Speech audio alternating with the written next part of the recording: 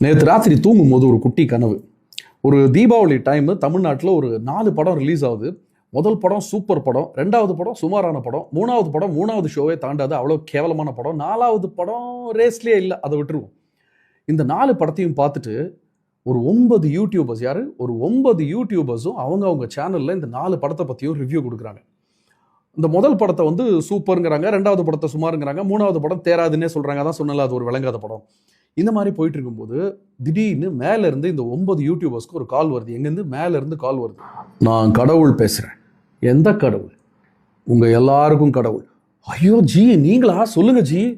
நீங்கள் சரியில்லைன்னு சொல்லி மோசமாக திட்டினீங்களே அந்த 3வது படம், அந்த படம் தான் இந்த வருஷத்துக்கு இல்லை, அடுத்த 5 வருஷத்துக்கு சேர்த்து அந்த படம் தான் இந்தியாவிலேயே மேக்சிமம் வசூல் பண்ண படம் அப்படின்னு சொல்லி ஒரு நரேட்டிவ் செட் பண்ணி அறிவிச்சு அதுக்கு அவார்டும் கொடுக்க போகிறோம். உடனே இவனுங்க பயந்து போய் இந்த யூடியூபர்ஸ், ஐயோ தெய்வமே, எப்படி தெய்வமே, நாங்கள் தான் வேற 2 படத்தை பார்த்து நல்லா இருக்குன்னு அனௌன்ஸ் பண்ணிட்டோமே, இப்போ திடீர்னு இந்த படம் தான் பெஸ்ட்டுன்னு சொன்னால் டவுட் வராதா எல்லாருக்கும்?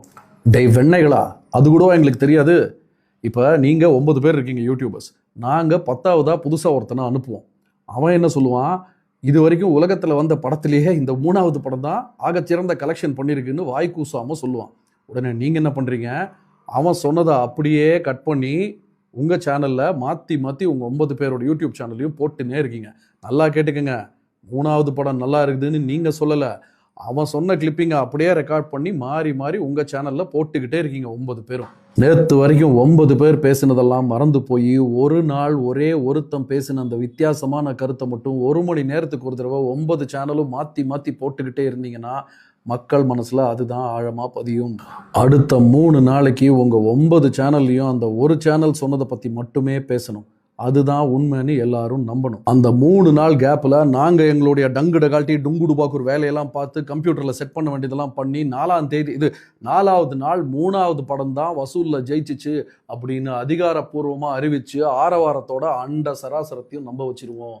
எப்படி அப்படின்னு கடவுள் கேட்க உடனே அந்த 9 ஊடகர்களும், ஜி சூப்பர் ஜி, இதுக்கு தான் ஜி 11 வருஷம், இது பல வருஷமா நீங்க படி அளக்கிற பகவானாவே இருக்கீங்க, நாங்க உங்ககிட்ட இருந்து பிரசாதம் வாங்கி திங்கிற பக்தர்களாவே இருக்கோம் அப்படின்னு தன்னடக்கத்தோட சொல்ல தூக்கி வாரி போட்டு எந்திரிச்சிட்டேன். கனவு பாதியில முடிஞ்சிருச்சு. முடிவு என்னவா இருக்கும்? 4 படத்துல எது ஜெயிக்கும்? டிவிக்கே ஜெயிக்க மாட்டாங்கன்னு இன்னும் நிறைய பேர் சொல்லிட்டு இருக்காங்க. நான் சிம்பிளா ஒரு விஷயம் சொல்றேன். நம்ம தமிழ்நாட்டுல மொத்தம் 5,67,7,380 வாக்காளர்கள் இருக்காங்க. முடிந்த சட்டமன்ற தேர்தல்ல 4,85,00,000 பேர் வாக்களிச்சிருக்காங்க. கிட்டத்தட்ட 84.69% வாக்களிச்சிருக்காங்க.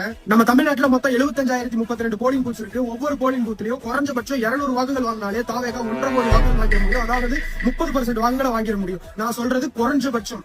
ஆனா இவ்வளவு வருஷமா பிஜேபி உள்ள வந்துரும் சொல்லி திமுக வாக்குகளை வாங்கிட்டு இருந்தாங்க.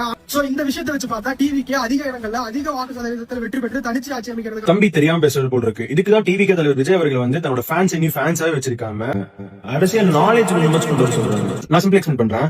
என் தொகுதி சிங்கானூர் தொகுதி. என் தொகுதியில கிட்டத்தட்ட 2,66,058 வாக்கு உரிமைகள் இருக்கு. 288 போலிங் பூத் இருக்கு. ஒவ்வொரு பூத்லயும் 200 ஓட்டு வந்துச்சுன்னு பாத்தீங்கன்னா 57,600 ஓட்டுகள் பதிவாயிருக்கும். யாருக்கு? டிவிக்கு.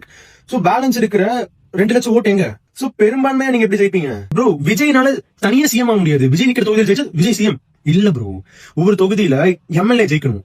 இத்தனை லட்சம் ஓட்டுகள்ல பெரும்பான்மை நம்ம ஜெயிச்சதா எம்எல்ஏ சீட் கிடைக்கும். அந்த பெரும்பான்மை 118 எம்எல்ஏ காமிச்சதை உங்களால வந்து சட்டசபையில ஆட்சி அமைக்க முடியும். ஏப்ரல் 4ஆம் தேதி தமிழ்நாட்டுல ஒரு தலைவன் உருவாகிற ஒரு நாள். அதாவது மக்களாகி நீங்க யாருக்கு ஓட்டு போட்டீங்கன்னு உங்களுக்கு தான் தெரியும். அந்த ஒரு நாள் ஏப்ரல் 4ஆம் தேதி கவுண்டிங் டே 8 மணிக்கு ஆரம்பிக்குது. தற்கூரி அது ஏப்ரல் 4ஆம் தேதி இல்லடா, மே மாசம் 4ஆம் தேதி. என்னைக்கு எலெக்ஷன் ரிசல்ட் கூட தெரியல. மொத்தமா வந்துட்டு இன்ஸ்டாகிராம்ல கேமரா முன்னாடி வந்து கூவுறது தான். நீ தமிழ்நாட்டுக்காரன் இருந்தா தானே, நீ ஸ்ரீலங்காக்காரன். இங்க இருந்து ஸ்ரீலங்கால இருந்து போய் நீ ஆஸ்திரேலியா போய் வந்து ஏதோ ஒன்று கூவிட்டு இருக்க. கொடுத்த காசுக்கு சரியா வேலை செய்யற, அதை விட்டுட்டு ஏப்ரல் 4 சொல்லிட்டு இருக்கான் பாரு. மே 4ஆம் தேதிடா. ஏதோ மே 4ஆம் தேதி வந்து நீ தோத்துட்டுனா வந்துட்டு அதுக்கு இப்ப ஸ்கிரிப்ட் நெரேட்டிவ் எல்லாம் செட் பண்ணிட்ட போல இருக்கு திமுக.